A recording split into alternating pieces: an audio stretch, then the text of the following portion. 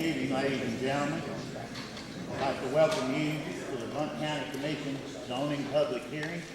Before we get started, we'll read the emergency procedure. Before we get started, let me read the emergency evacuation procedures. In the event of an emergency evacuation, an alarm will sound. Everyone should exit the building by way of the nearest stairwell in a safe and effective manner. If the nearest stairwell is blocked by smoke, use the other stairwell. Do not use the elevator. When you reach the vehicle, will follow the exercise to exit the building, quickly proceed away from the building. Please be mindful of others evacuating and of emergency vehicles. All right, commissioners, would you register your presence? Madam Clerk, could you take the roll, please? Mr. Chairman, you have 19 members present and 2 members absent. Thank you, Madam Clerk. I'll declare this public hearing open, and the public hearing is to take up resolution number 18-09-012, resolution of the Blount County Legislative Body to revise the Blount County ordinance definitions for indoor and outdoor sports shooting ranges. At this time, if you'd like to speak to the item on the agenda, please raise your hand. Yes, sir.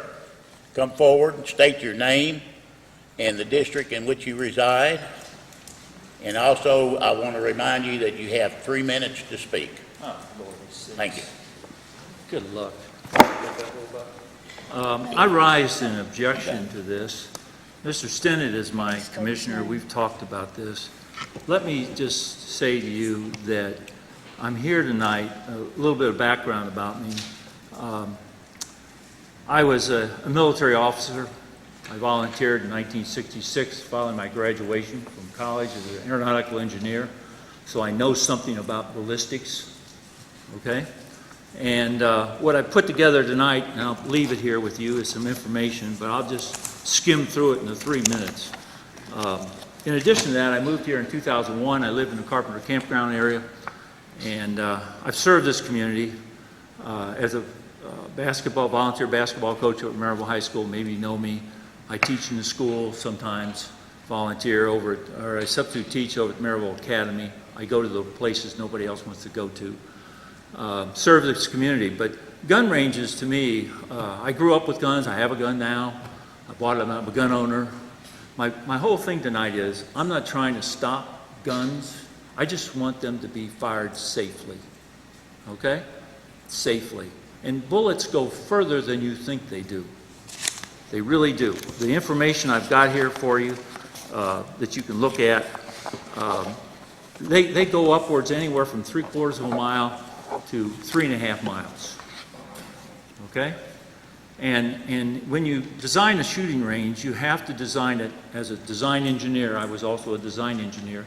When you point a rifle or a pistol at something, there's a little cone there, plus or minus 5 degrees, okay? Well, plus or minus 5 degrees at 100 feet is about 18 foot by about 14 foot, okay? So I believe the county can't succeed this to the homeowner, the private owner, to build a gun range. And the reason why I don't think you can is because I think the liability issue of it is great. I don't know how you put in a school. I don't know how you build a road. When somebody just builds a gun, you don't know where they are. And what about the liability of those? And if you approve this, right now, the way it stands, I believe, it requires 70 acres, and you have to follow the gun rules. Well, part of your package tonight, this is designer criteria for gun ranges put out by the DOE. And you can see it's just not a Johnny one-note thing. It involves a lot of steps, and there's a lot of criteria you have to meet to do that. I also spoke with Mr. Mark Russell this past week and talked about range insurance. And if you have range insurance, you have to go through underwriting procedure. And when you do that, you have to meet a lot of these requirements that are in this manual. So, you know, this is a danger, and to the community. Thank you, sir. Your time has expired. May I continue? No, sir, you have 3 minutes. I'm sorry. May I ask the board to continue? Can I just finish up in a minute? No, sir, it's in our regulations, our local regulations. You have 3 minutes to speak. Well, And the cone angle, the people Sir, that impact your is a time public has problem. expired. There can be Sir. 350 people. Sir, your time has expired. People in the 20-degree sector, Sorry. and that makes it a public problem. Thank you.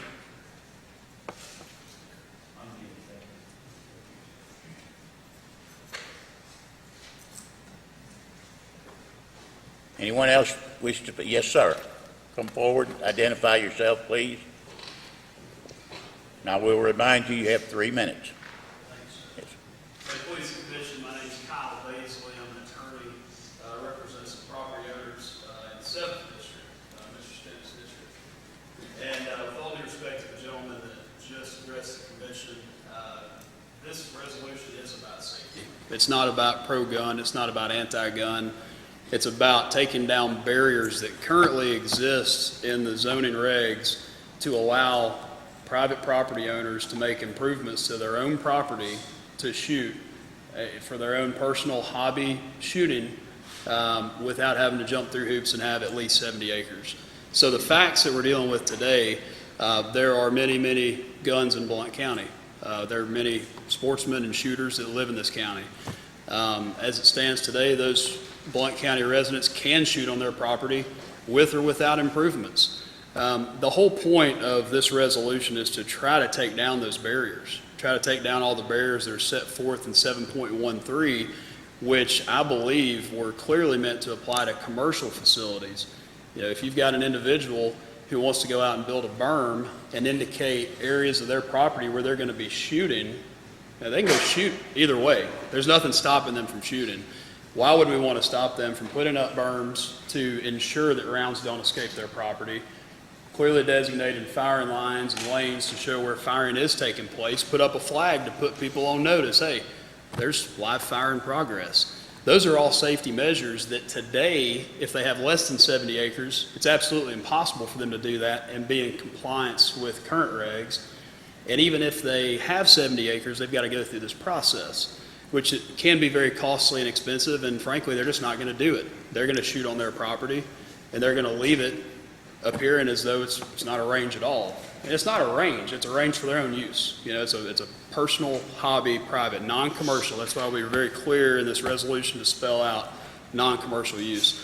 So from my perspective, regardless of which side of the gun issue you fall on, it's all about safety. You know, if I'm a gun guy, and I am, I'm also an active Knox County Sheriff's Office deputy assigned to the Reserve Division. I do all their legal training with Butch Bryant, Mike Rubel. I've actually trained the Blount County Academy several times. I know all about firearm safety, and this is clearly moving that direction. One thing that you should be clear is there's still going to be the option. If somebody is recklessly shooting, you've still got reckless endangerment, you still got nuisance. We're not stripping any of that away. That's still available. What we're trying to do is just take down those barriers so that individuals can put up, certain improvements to make their property safer. That's it. It's all about safety. It's not really a gun issue. It's a safety issue. So, thank you for your time. Thank you, sir. Anyone else wish to speak? Come forward, sir, and identify yourself and what district you live in. I'm not sure the districts. My name's Joe Patzer. We own property, and my mother-in-law lives on that property, and it's close to the What is the 321 at Marble Hill Road, right at the. What I would like to bring before the panel is the problem with lead, dust, and lead poison in Sacramento, California right now. They're trying to figure out how to pay for damages to a property around the indoor shooting range, where they did a study of lead poison from an indoor range. They tested the land and the houses around the range, and they discovered that it was poisonous to higher amount of lead in the dust in the houses around the area, and it was enough to affect the children. Children, teenagers and under are affected by lead worse than anything else. And they actually stopped teenagers and younger from going into the indoor ranges unless they're cleaned up. And I didn't bring the information with me. There's multiple accounts of lead poison, and I'm a gun shooter and I love shooting guns, but it's just something when they need to take into consideration for indoor and outdoor. Even in that area where they're shooting a lot, there's a stream that runs right into Loudon Lake. I can't even think of the name of the creek right now, but it runs right into Loudon Lake. And I'm not saying the bullets are bad enough. They show how they have to clean the lead out of the property. But it's the chips of lead that get small enough that it gets washed downstream and into the soil. And there's all kinds of articles about that. That's just what I wanted to bring before the panel. Thank you, sir. Is there anyone else? Yes, sir, come forward.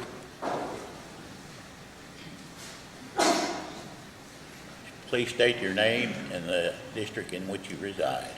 Paul Carrington, I don't know the district, I live over off Middle Settlements in Jennings Road area. I'm the head coach for the William Blount shooting team, rifle pistol team.